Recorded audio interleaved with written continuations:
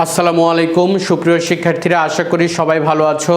আজ আমরা নবম দশম শ্রেণীর গণিত বিষয়ের প্রথম অধ্যায় বাস্তব সংখ্যার অনুশীলনীর ৯ নম্বর গাণিতিক সমস্যার সমাধান নিয়ে আলোচনা করব।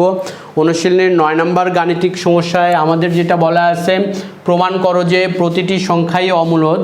সংখ্যাগুলো দেওয়া আছে √5, √7, √10, এগুলোকে অমূলদ সংখ্যা, এটা প্রমাণ করতে বলা হয়েছে। এই ধরনের আরও অসংখ্য সংখ্যা অমূলদ প্রমাণ হিসাবে পরীক্ষায় আসতে পারে, যেমন √3, √8, √7, √11, √12, √13, √24, √29, √31, এরকম অসংখ্য প্রশ্ন পরীক্ষায় আসতে পারে।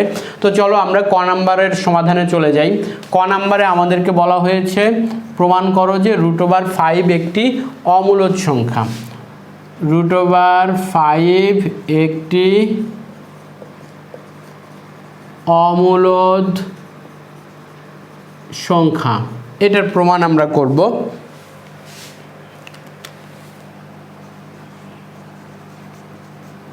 প্রমাণ, এই সংখ্যাগুলো অমূলদ সংখ্যা প্রমাণ করার জন্য শুরুতে আমরা যেটা করে নেব, এগুলোকে অমূলদ সংখ্যা না ধরে আমরা এগুলোকে মূলদ সংখ্যা হিসেবে বিবেচনা করে নেব, এবং শেষ পর্যন্ত যদি আমরা আমাদের যুক্তিতে অটল থাকতে পারি যে হ্যাঁ এটা একটা মূলদ সংখ্যা, তাহলে তো এটা প্রমাণ করা সম্ভব হলো না। আর যদি এমন হয় যে না, আমরা এটা ধরে নিলাম মূলদ সংখ্যা, কিন্তু আসলে ক্যালকুলেশন করে দেখলাম যে এটা মূলদ সংখ্যা হতে পারবে না, তখন আমরা সরাসরি বলে দিতে পারবো যে এটা একটা অমূলদ সংখ্যা।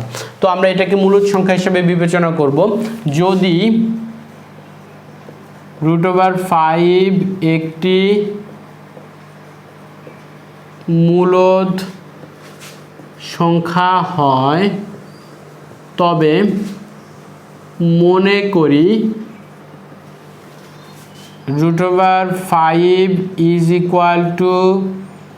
a/b, যেখানে এখন √5কে আমরা মূলদ সংখ্যা ধরেছি। মূলদ সংখ্যা হলে সে ধরনের মূলদ সংখ্যাগুলোকে a/b আকারে প্রকাশ করা যায়, তবে a আর b এর ক্ষেত্রে একটা শর্ত দেওয়া থাকে সেখানে, যেখানে a, b পরস্পর সহমৌলিক স্বাভাবিক সংখ্যা এবং b > 1। তাহলে মূলদ সংখ্যাকে a/b আকারে প্রকাশ করা যায়, তবে সেক্ষেত্রে একটা শর্ত থাকে, a আর b পরস্পর সহমৌলিক স্বাভাবিক সংখ্যা এবং b > 1। তাহলে আমি এখানে একটু আলোচনা করব সহমৌলিক স্বাভাবিক সংখ্যা নিয়ে। আমরা জানি স্বাভাবিক সংখ্যা হচ্ছে ধনাত্মক পূর্ণ সংখ্যাগুলোই হচ্ছে স্বাভাবিক সংখ্যা। ধনাত্মক পূর্ণ সংখ্যা কোনগুলো? 1, 2, 3, 4, 5, 6, 7 ইত্যাদি, এগুলো হচ্ছে স্বাভাবিক সংখ্যা। এখন আমাদেরকে জানতে হবে সহমৌলিক স্বাভাবিক সংখ্যা। এই স্বাভাবিক সংখ্যাগুলোর মধ্যে যেই সংখ্যা দুটোর কমন উপাদান 1 ছাড়া আর কোনো কমন উপাদান নাই, সেগুলো হচ্ছে সহমৌলিক স্বাভাবিক সংখ্যা।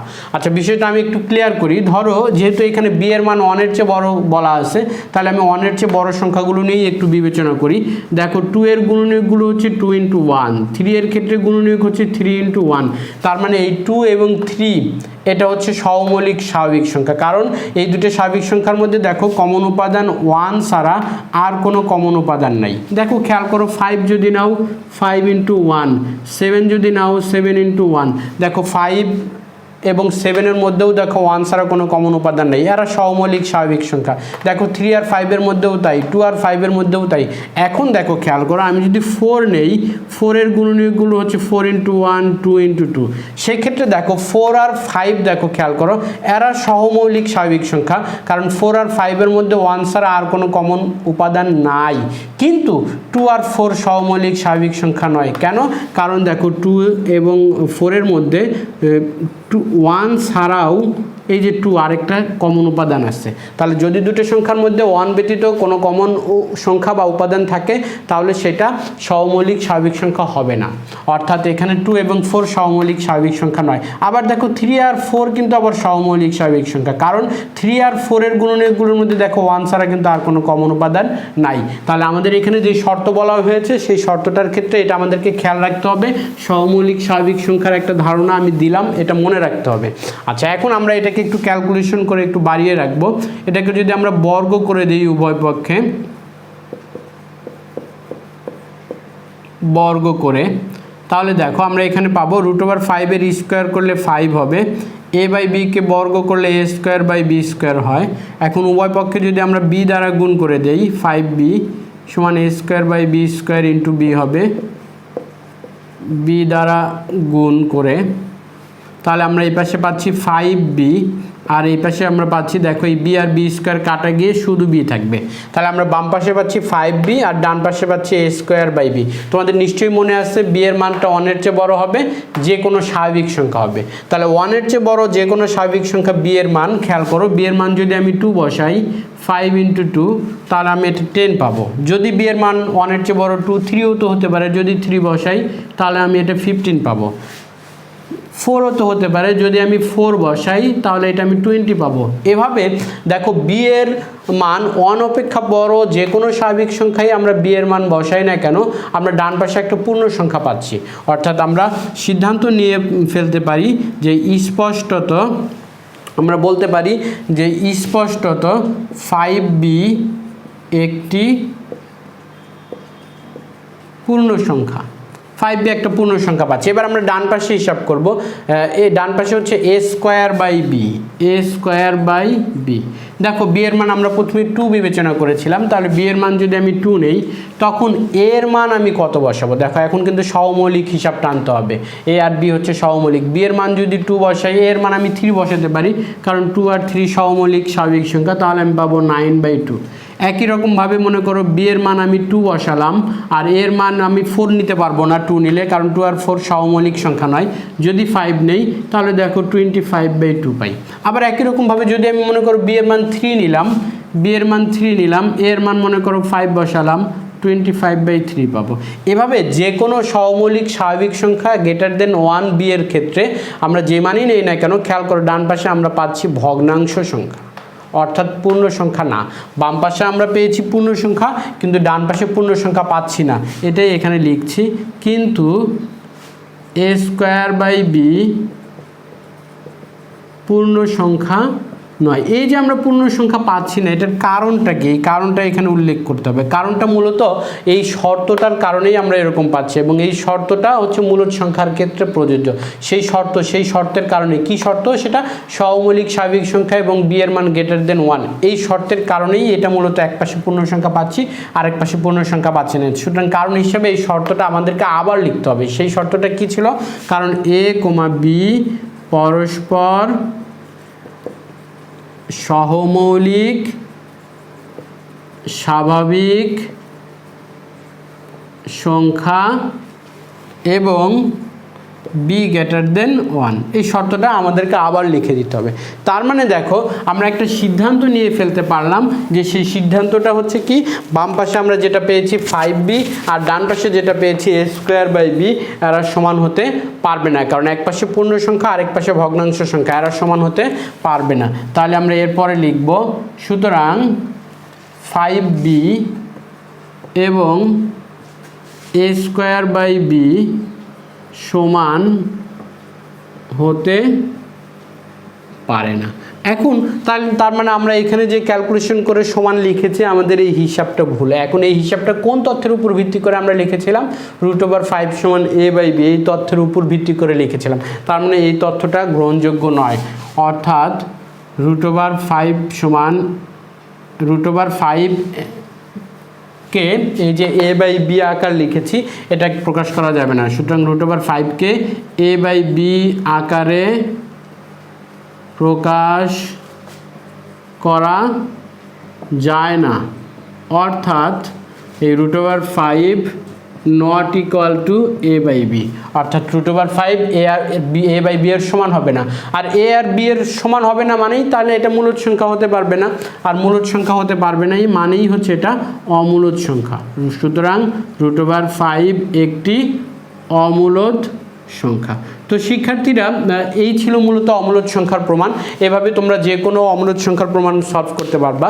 তবে এখানে আমি আরেকটা কোশ্চেন লিখে রেখেছি, ঘ নাম্বার দেখো 2 + √2 একটি অমূলদ সংখ্যা, এটা প্রমাণ করতে হবে। এটা তোমাদের বইয়ে নাই, পাঠ্যপুস্তকে নাই। এবছর 2020-এ যারা এসএসসি পরীক্ষা দিয়েছে তারা যখন গত বছর অর্থাৎ টেস্ট পরীক্ষা দিয়েছিল, সেই টেস্ট পরীক্ষার প্রশ্নগুলোতেই আমি প্রথমবারের মতো এই ধরনের কোশ্চেন দেখেছি। এর আগে এই ধরনের কোশ্চেন এখন পর্যন্ত পরীক্ষা আসতো না, বাট যেহেতু গত বছরের টেস্ট পরীক্ষায় এসেছে সুতরাং সামনের পরীক্ষাগুলোতে আসার সম্ভাবনা আছে। তো এটার সমাধান করতে গিয়ে অধিকাংশ শিক্ষার্থী ভুল করেছে, সুতরাং আমি এটার সমাধান নিয়ে একটু আলোচনা করব। তো চলো আমরা ঘ নাম্বারের সমাধান নিয়ে আলোচনা করি, যেখানে বলা আছে 2 + √2 একটি অমূলদ সংখ্যা। ঘ নাম্বার খেয়াল করো।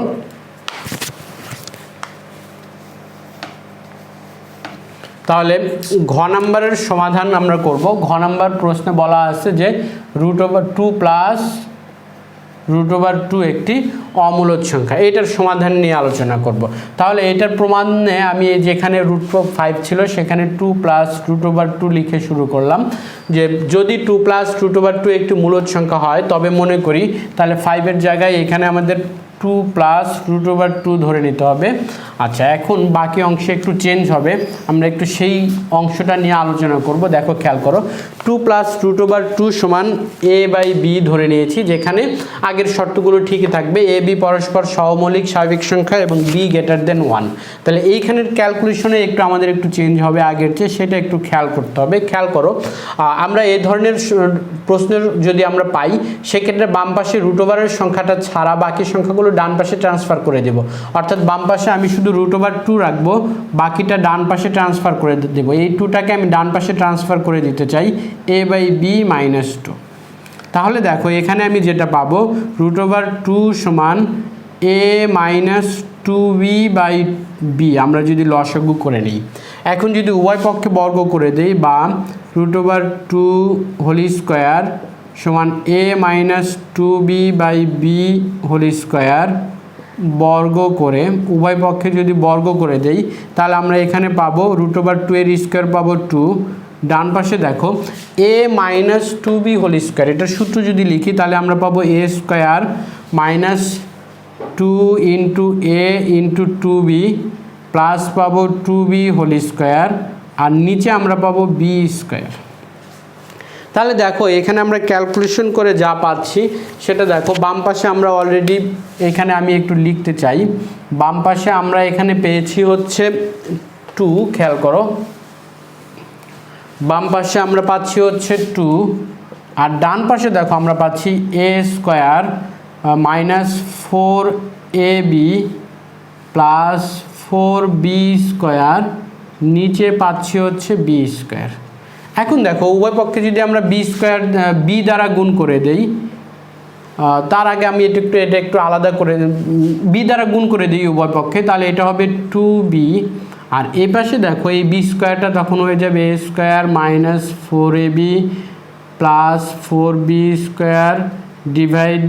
আচ্ছা, b দ্বারা গুণ করার আগে আমি একটু আলাদা করে নিই, তাহলে আমাদের জন্য একটু সুবিধা হবে। দেখো খেয়াল করো, এখানে এটাকে যদি আমরা আলাদা আলাদা করে লিখি, বা 2 সমান একটা হবে a²/b² -4ab/b², আরেকটা পাচ্ছি আমরা 4b²/b²। তাহলে দেখো আমরা এখানে পাবো 2 সমান, তাহলে একটা পাচ্ছি হচ্ছে a²/b², এখানে দেখো যদি b দ্বারা b²কে কাটিয়ে আমরা পাবো 4a/b, আর এইখানে পাবো দেখো b² কাটা যাবে +4। এই +4টাকে যদি বাম পাশে নিয়ে আসি তাহলে আমাদের এটা হবে 2 - 4, তার মানে -2 পাবো, আর ডান পাশে এই দুটো যদি লসাগু করি b², তাহলে আমরা পাবো a² - 4ab। এবার দেখো উভয় পক্ষে যদি আমরা b দ্বারা গুণ করে দেই তাহলে এখানে পাবো -2b, আর ডান পাশে পাবো a² - 4ab/b। তাহলে এটা একটু খেয়াল করো, আমরা বাম পাশে পাচ্ছি -2b আর ডান পাশে পাচ্ছি a² - 4ab/b। এইটা আমি একটু বড় করে এখানে লিখে রাখতে চাই, আমাদের মূলত এই ক্যালকুলেশনটাই একটু মনে রাখতে হবে। আমি যা পেয়েছি দেখো তাহলে আমরা শেষ পর্যন্ত যা পেয়েছি সেটা হলো -2b, আর ডান পাশে পেয়েছি a² - 4ab divide by B. এখন এটা নিয়ে আমরা আলোচনা করব। শেষ পর্যন্ত আমরা এটা পেয়েছি ক্যালকুলেশনের পরে। এখন দেখো খেয়াল করো, আমরা ওই যে আগের মতোই বি এর মান বসাবো এখানে। দেখো বি এর মান যদি আমরা বসাই, বি এর মান 1-এর চেয়ে বড় যে কোনো স্বাভাবিক সংখ্যা আমরা বসাতে পারবো। 1-এর চেয়ে বড় যে কোনো মান যদি আমরা বসাই, এটা মনে করো 2 যদি বসাই, -2 × 2, তাহলে আমরা সেটা পাবো -4। দেখো যদি 3 বসাই, -2 × 3 পাবো -6। যদি 4 বসাই, -2 × 4, তার মানে আমরা পাবো -8। খেয়াল করে দেখো আমরা পাচ্ছি -4, -6, -8, এভাবে অসংখ্য মানের জন্য চেক করা যেতে পারে। সকল ক্ষেত্রেই আমরা এই ধরনের মান পাবো এবং সেটা পূর্ণ সংখ্যা। তার মানে আমরা এখানে বলতে পারি যে আমাদের এখানে যে মানটা পেয়েছি স্পষ্টত -2b একটি পূর্ণ সংখ্যা। কিন্তু আমরা এখন এই মানটা নিয়ে চিন্তা করব, a² - 4ab divide by B, এই মানটার হিসাব করব। দেখো বি এর মান আমরা প্রথমে 2 বসিয়েছিলাম। বি এর মান যদি আমরা 2 বসাই, তখন এর মান কিন্তু আমরা 2 বসাতে পারবো না, যেহেতু সহমৌলিক বলছে। এর মান যদি 3 বসাই, তাহলে 3² - 4 × 3, আর বি এর মান হচ্ছে 2। তাহলে দেখো 3² হচ্ছে 9, 9 - 3 × 4 = 12, 2 × 24/2, তার মানে আমরা পাচ্ছি -15/2। আবার খেয়াল করো, মনে করো বি এর মান আমরা 3 বসালাম। বি এর মান যদি 3 বসাই, তখন এর মান 2 বসাতে পারবো, 2²।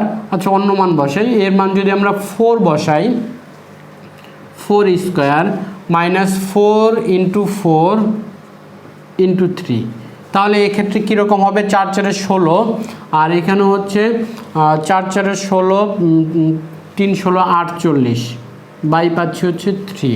তাহলে দেখো আমরা এখানে পাবো হচ্ছে 48 থেকে যদি 16 আমরা বিয়োগ করি, তাহলে দেখো 48 থেকে 16 যদি আমরা বিয়োগ করি, 6 2 8 32, -32 পাবো, -32/3। তো এভাবে দেখো খেয়াল করো, আমি এখানে 2 নেই, কারণ 2 নিলে একই হিসাব আমি পাচ্ছি, এই -15/2 পেতাম আমরা, বা কাছাকাছি অন্য মান পেতাম, একই কথা ছিল। মানে আমাদের ক্ষেত্রে এই মানগুলো বসানোর ক্ষেত্রে খেয়াল রাখতে হবে যে এ আর বি হবে সহমৌলিক স্বাভাবিক সংখ্যা। যখন বি এর মান 2 নিয়েছি, তখন আমি এ এর মান 3 বসিয়েছি। বি এর মান 3 নিয়েছি, এ এর মান 4 বসিয়েছি। বি এর মান 3, এ এর মান 2 আমি নিতে পারতাম, যদি নিতাম দেখিয়েই দিই, তোমাদের আবার কনফিউশন থাকবে।